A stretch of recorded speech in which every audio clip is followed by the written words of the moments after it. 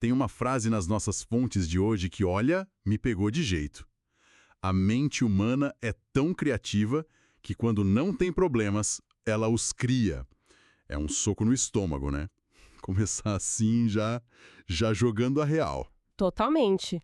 Porque é um reconhecimento imediato, né? Quem nunca se pegou numa madrugada ansiosa, criando cenários catastróficos para um problema que nem existe ainda? A gente é mestre nisso. A gente é. E é bem por aí que a nossa análise de hoje vai caminhar, usando como base uma série de ideias e trechos do autor Augusto Cury.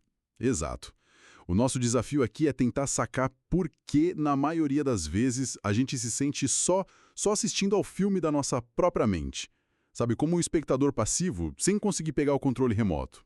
E mais do que entender o porquê, a ideia é explorar as ferramentas que as fontes sugerem para, quem sabe, a gente parar de ser só plateia.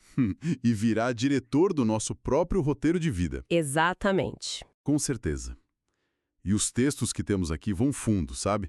Abordando desde aquele medo paralisante que a gente sente de ousar, até uma condição que o autor diagnostica como uma epidemia moderna, a síndrome do pensamento acelerado. Só o nome já assusta um pouco. Confesso que só o nome já me deu um pouco de ansiedade, mas vamos ver o que ele quer dizer com isso. Ok, então vamos desempacotar isso.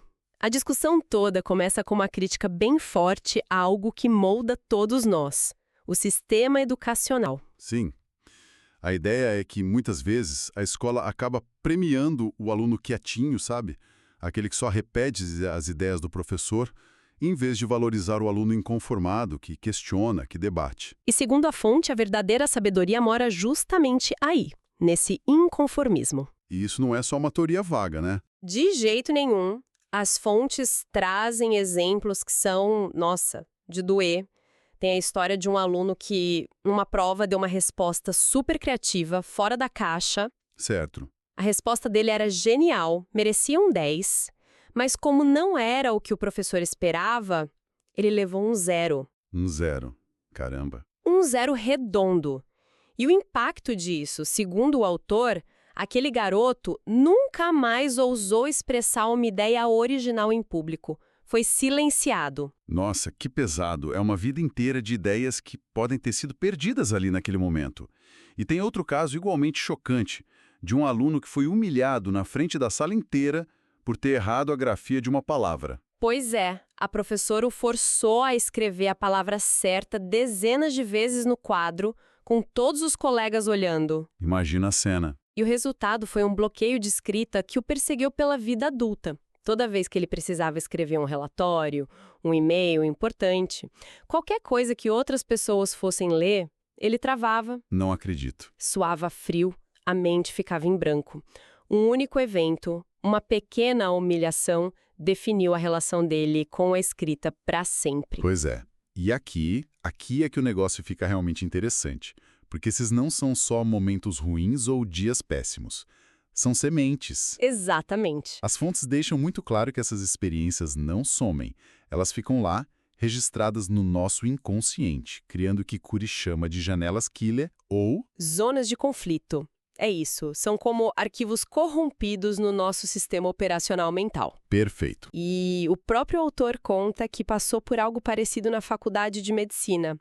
Ele deduziu uma informação clínica de uma maneira diferente do protocolo e foi duramente repreendido por um professor. E o que aconteceu? No caso dele, ele diz que a ousadia prevaleceu e ele seguiu em frente.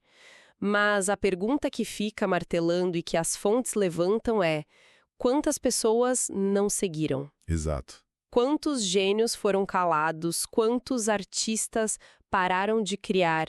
Quantos líderes deixaram de se manifestar por causa de um 0, de uma palavra errada, de uma humilhação? É assustador pensar nisso. E estabelece uma urgência, né?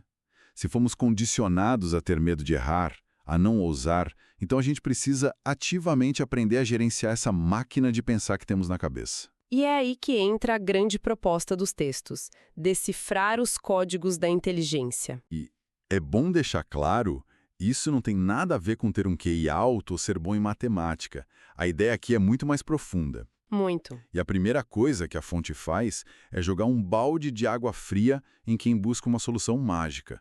Não dá para simplesmente deletar um trauma como se apaga um arquivo do computador. Graças a Deus, né? Imagina o perigo se fosse tão fácil. Seria um caos. A proposta é bem mais sofisticada. Em vez de apagar, a ideia é reeditar o filme do inconsciente. Reeditar. Isso. É como se você pegasse aquela cena traumática do aluno no quadro negro e, em vez de tentar deletá-la, você construísse novas cenas, novas janelas light, saudáveis ao redor dela.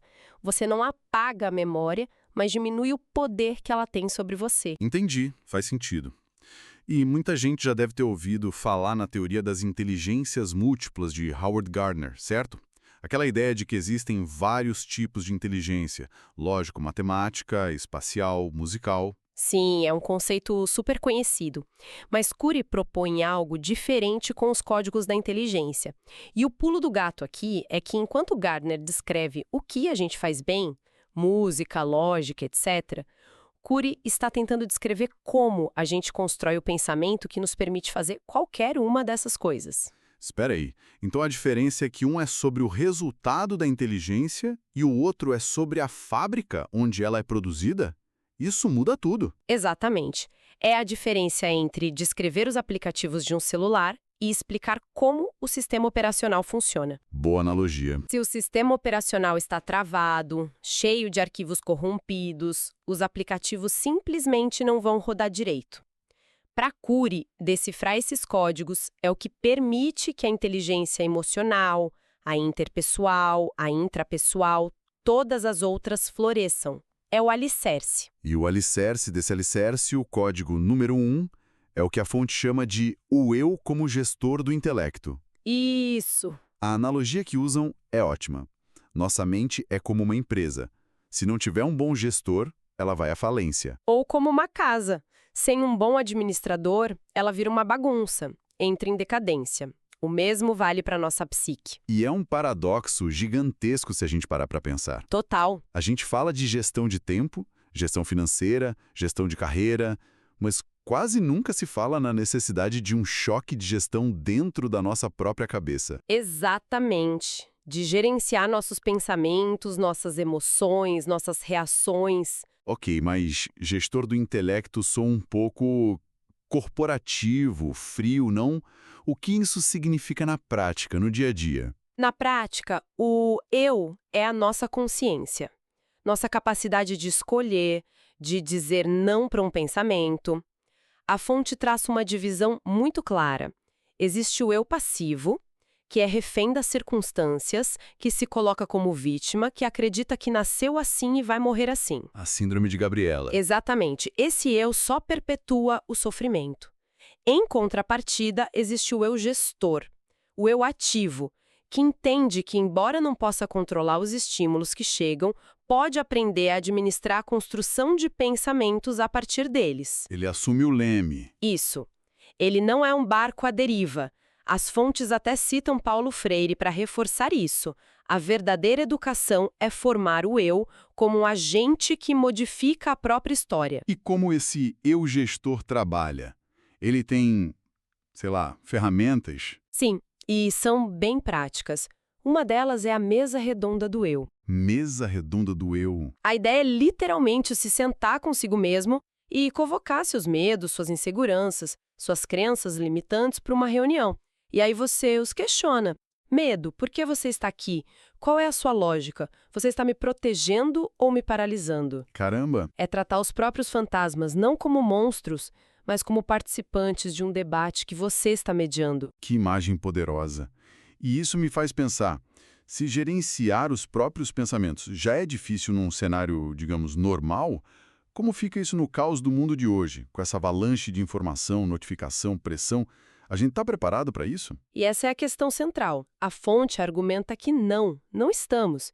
E esse despreparo, essa sobrecarga tem um nome: Síndrome do Pensamento Acelerado, ou SPA. SPA? Não se trata apenas da qualidade dos nossos pensamentos, como a gente viu nos exemplos de traumas, mas da pura e simples quantidade e velocidade deles. E as causas listadas para SPA são basicamente uma lista de checagem da vida moderna. É isso. Excesso de informação que, segundo a fonte, dobra a cada 5 anos. Excesso de estímulos de telas, celular, TV, computador. Excesso de atividades de cobrança, uma competição que o texto chama de predatória. É muita coisa. E os sintomas, é impressionante como eles são comuns. Irritabilidade, dificuldade de se concentrar em uma única tarefa. Esquecer coisas básicas como nomes ou o que a fazer. Acordar já se sentindo cansado. Dores de cabeça, dores musculares. Isso. Nossa, parece que descreveu a segunda-feira de metade da população mundial. É assustador o quanto isso é normalizado. Exato. E o ponto mais alarmante que as fontes levantam é sobre o impacto disso em crianças e adolescentes. Aí o buraco é mais embaixo. Muito. O mecanismo é o seguinte: a mente infantil e juvenil, bombardeada por milhares de estímulos rápidos, de vídeos, jogos, redes sociais, ela registra tudo isso automaticamente na memória. Depois, um fenômeno inconsciente, que o autor chama de autofluxo, começa a ler e reler esses milhares de arquivos em altíssima velocidade. Meu Deus. O resultado é um filme mental constante, rapidíssimo, fragmentado e extremamente estressante. Então, a agitação, a dificuldade de foco na sala de aula, a impaciência, não seria só falta de limites ou má criação, como muita gente diz. Precisamente. Seria um sintoma neurológico dessa sobrecarga. A fonte é muito dura nesse ponto. Chega a chamar isso de um crime contra a mente da juventude. Pesado. E não é um problema de metrópole. O autor relata ter observado os mesmíssimos sintomas em executivos de São Paulo e em moradores de vilarejos supostamente tranquilos na Galícia, na Espanha. É um fenômeno global. A mente de todo mundo está sendo acelerada a um ritmo insustentável. Ok, o diagnóstico é claro e um pouco apocalíptico. Se estamos todos nesse barco acelerado, qual é a saída? Se a gente se identifica com isso, a primeira reação é: preciso parar de pensar nisso. Vou esvaziar a mente. O que, claro, nunca funciona. É a pior estratégia possível. Não funciona mesmo. As fontes listam 4 técnicas de higienização mental que são completamente ineficientes. Tentar parar de pensar, tentar esquecer, tentar se distrair à força e tentar mudar de ideia na marra. O exemplo prático que o texto dá é perfeito. Tente parar de pensar agora mesmo em alguém que o machucou muito. E o que acontece? Essa pessoa vira um letreiro de neon no centro da sua mente. Quanto mais você luta contra um pensamento, mais força você dá a ele. Então, a proposta é radicalmente diferente. Em vez de lutar, é preciso aprender a digerir. A metáfora usada é a de desenvolver um estômago psíquico. Estômago psíquico? Isso. Nosso estômago físico tem o suco gástrico que quebra alimentos complexos e mata bactérias nocivas. A nossa mente precisaria de um suco gástrico próprio para processar o lixo tóxico e os estímulos estressantes que a gente engole todo dia. Gostei da metáfora, muito visual. Mas como a gente cria esse suco gástrico? Não é algo que se compra na farmácia, imagino. Não mesmo. A fonte oferece 2 ferramentas que são descritas como os pilares da sabedoria, uma da filosofia e outra da psicologia. Ok. A primeira é a arte da dúvida. Na filosofia, a dúvida é o começo de todo conhecimento.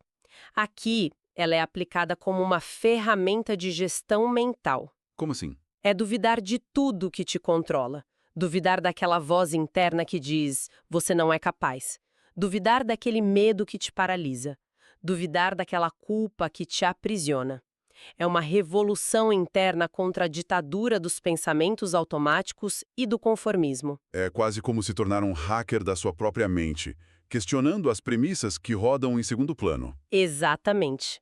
E a segunda ferramenta? É a arte da crítica. Se a dúvida abre a porta, a crítica é o que decide o que entra e o que fica de fora. É o filtro. É o filtro. Na psicologia, é a capacidade de analisar, ponderar e impugnar cada pensamento ou emoção que te faz mal. Torve esse padrão como verdade. E uma mente que usa a arte da crítica. Olha para esse padrão e pergunta: isso faz sentido para mim? Isso é saudável? Quem lucra com essa minha insegurança? É criar um controle de qualidade para o que você permite que habite sua mente. Então, Juntando tudo, o que tudo isso significa? A mensagem que fica para mim é um chamado muito claro à ação. A gente foi treinado desde a escola a ser plateia no grande teatro da nossa mente. Pois é. A gente concentra na poltrona e assiste passivamente ao desfile dos nossos medos, ansiedades, culpas, como se fosse um filme que a gente não pode controlar. Exatamente. E a proposta de tudo que a gente discutiu é: levante-se, suba no palco e assuma o papel principal. E pegar a caneta, né? E talvez mais importante, pegar a caneta e começar a reescrever o roteiro. É fundamental entender que isso não é uma solução de um dia para o outro. É um processo. Com certeza. Como a própria fonte alerta, é mais fácil dominar tigres e leões do que a própria mente. É um trabalho para a vida toda, então. Sem dúvida. Mas o primeiro passo, e talvez o mais revolucionário, é simplesmente reconhecer que esse trabalho de gestão interna existe e que ele é a tarefa mais importante que qualquer um de nós pode realizar. É verdade. As fontes nos lembram que a humanidade foi capaz de dominar o mundo de fora, o átomo, o espaço, a tecnologia, mas fracassou miseravelmente em dominar o mundo de dentro. Isso nos deixa com uma última reflexão. Se a grande maioria de nós está mesmo sentada na plateia da própria mente, assistindo a uma peça que nem sempre agrada, qual seria a primeira, a menor, a mais simples dúvida ou crítica que poderíamos aplicar hoje para, simbolicamente, começar a subir os degraus do palco e reescrever uma única fala do nosso roteiro, não o roteiro inteiro, só uma fala? Por onde a gente começaria?